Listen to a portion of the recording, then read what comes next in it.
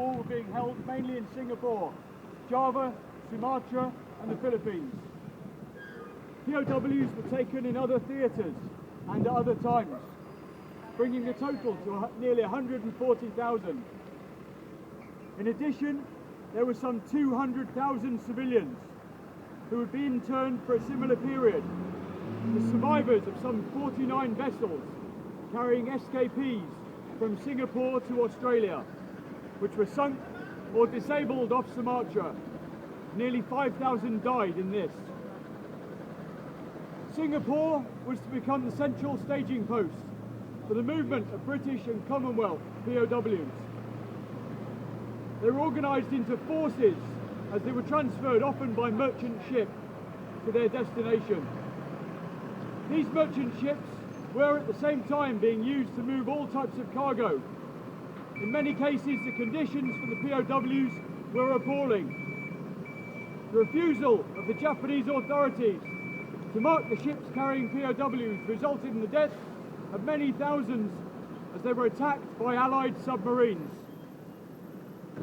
With enormous numbers of its own men in uniform, the Japanese army used POWs to fill an extreme labour shortage to maintain their war effort. This was forbidden by the Geneva Convention.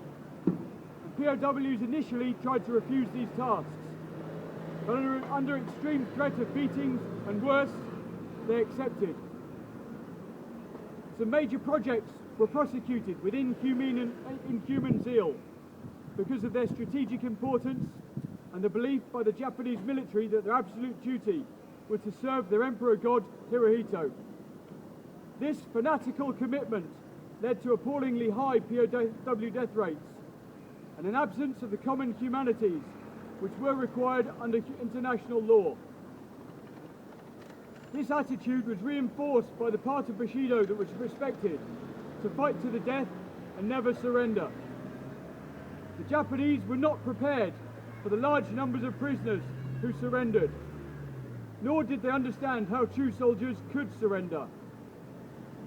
One theme through all the camps, particularly as they came fully under the Imperial Japanese Army regulations, was the Japanese tradition of senior ranks inflicting physical punishment on more junior ranks. A command was issued which allowed the recipient to prepare himself and offer his face to be slapped, often sufficient to knock out teeth. Apart from beatings, more serious crimes allowed the guilty to commit suicide, with the most serious attracting death, usually by beheading. This seems to have been originally introduced as a way of maintaining discipline in the Japanese army, which had increased fivefold since the turn of the century. The fear created immediate, unquestioning compliance with orders. This, coupled with extreme conformity of Japanese life, ensured a dedication to the emperor that was absolute.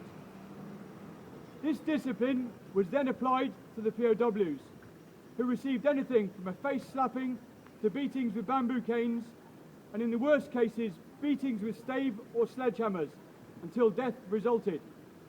Bashings or beatings were an aspect of captivity, remembered and dreaded by all POWs, and could be inflicted for the most minor of offences. Such behaviour was alien to Allied forces and deeply shocking. The Japanese made it clear from the beginning that escapees would be executed. This proved to be the case on many occasions. The likelihood of a successful escape was very small indeed. It's likely that on average, 1 in 3 Far East prisoners of war died. Although this varied hugely, in Sandakan there were 2,434 deaths, nearly 100%. Only 6 people who were escapees survived. In the Moluccas, 45%. The Burma-Siam Railway is not known, but it's known to be greater than 20%. In contrast, in Japan later in the war, rates were much lower. On the 6th and 9th of August 1945, the United States dropped atom bombs on Hiroshima and Nagasaki. On the 9th of August, the Soviet Union declared war on Japan. The Japanese government on the 10th of August communicated its intention to surrender under the terms of the Potsdam Declaration, but with too many conditions for the offer to be acceptable to the Allies. A little after noon, Japan Standard Time, on August the 15th, 1945, Emperor Hirohito's announcement of Japan's acceptance of the terms of the Potsdam Declaration was broadcast to the Japanese people over radio. Earlier the same day, the Japanese government had broadcast an announcement over Radio Tokyo that acceptance of the proclamation would be coming soon. It would be many months before some POWs were finally home, riddled with disease, half-starved. They were hospitalised until fit to travel. Some did not survive the journey. Most never talked of what had happened.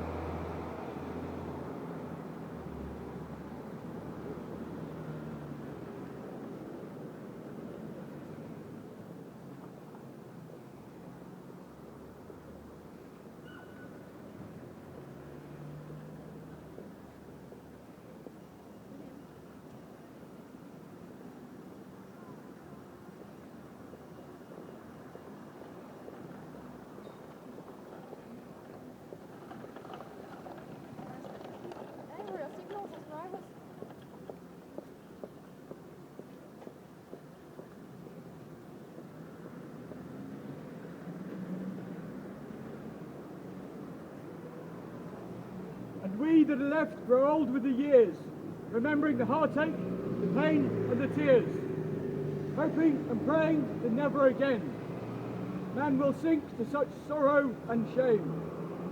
The price that was paid we will always remember, every day, every month, not just in November. We shall remember them.